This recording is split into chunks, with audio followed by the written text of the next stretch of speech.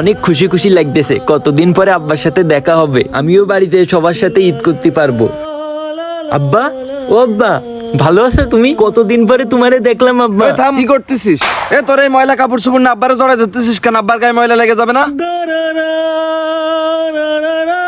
এই তুই মাথাতে হুজুরে জ্বালাচ্ছিস কেন? হুজুর আমার বারবার ফোন দিয়ে বিরক্ত করতেছে। তোর মারা তো মেরে গেছেই, আর তোর মতো অপদার্থ একটা আমার ঘাড়ে পারে চাপাই দিয়ে গেছে। আব্বা, ঈদ ছুটিতে ছাত্ররা সব ঈদ করতে বাড়ি চলে গেছে, আমি এইখানে একা একা কি করব?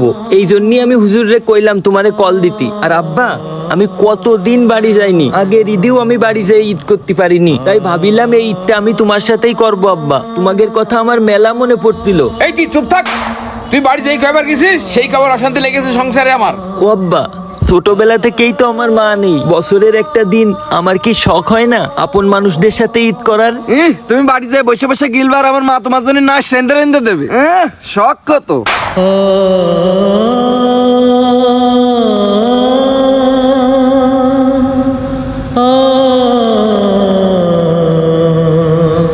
তুই যে জায়গায় আছিস সেই জায়গায় থাকবি, কখনো বাড়ি যাওয়ার নাম মুখে উচ্চারণ করবি না। তুই যেখানে আসিস সেখানেই থাকবি, আমার বাড়ি তোর কোনো জায়গা নেই। তুই যদি সেদিন তোর মার সাথে মরে যাতিস আমি শান্তি পাতাম। অপদার্থ কোথাকার!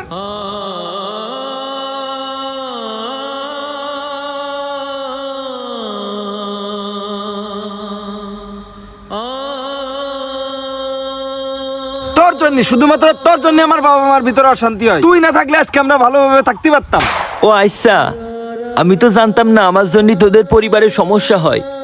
আসলে আমি চাইলাম বছরের একটা দিন, ঈদের দিন আব্বার সাথে 2 রাকাত ঈদের নামাজ পড়বো, নামাজ পড়েই আমি পরের দিন ওইখান থেকে চলে আসতাম। কিন্তু আমার জন্য যে তোদের ভিতরে এত ঝামেলা হয় এটা জানলে বিশ্বাস কর ভাই, আমি কখনো যাওয়ার কথা মুখেও আনতাম না। আমার অনেক ভুল হয়ে গেছে, আমি তোদেরকে কখনো আর জ্বালাতন করব না।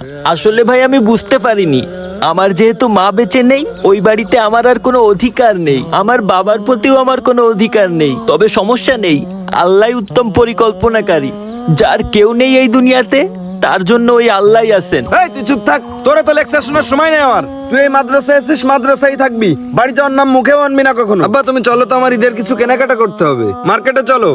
হ্যাঁ বাবা চলো, তোমার কিছু কেনাকাটা বাকি আছে না? চলো মার্কেট থেকে করে দেবা। নাই ঈদ একটা খুশির দিন, তবে সবার জন্য এক নয়। একদিকে বাবা মা তার সন্তানকে নিয়ে ঈদের আনন্দে মশগুল থাকে, আর একদিকে এতিমখানার এতিম বাচ্চাটা বাবা মার অভাবে ছটপটিয়ে মরে।